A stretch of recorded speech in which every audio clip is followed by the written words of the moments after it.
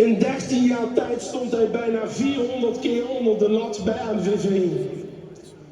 Daarna was hij ook nog eens 6 jaar trainer in Maastricht en promoveerde hij met onze club 2 keer.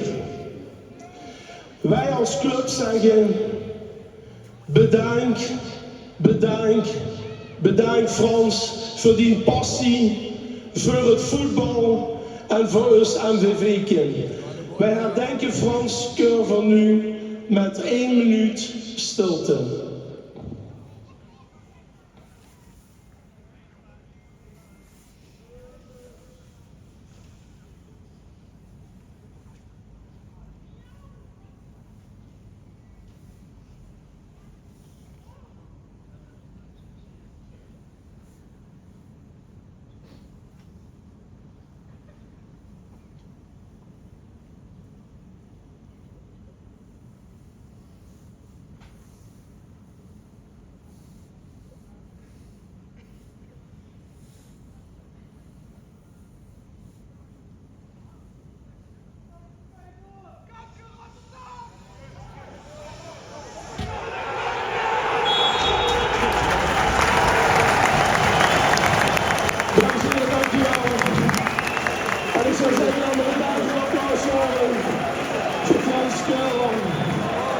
En dan wens iedereen namens het bestuur van MVV, alle medewerkers, sponsoren en supporters een prachtige voetbalavond hier in jullie stadion de Geuselt. Dames en heren, in mijn eigen stadion de Geuselt.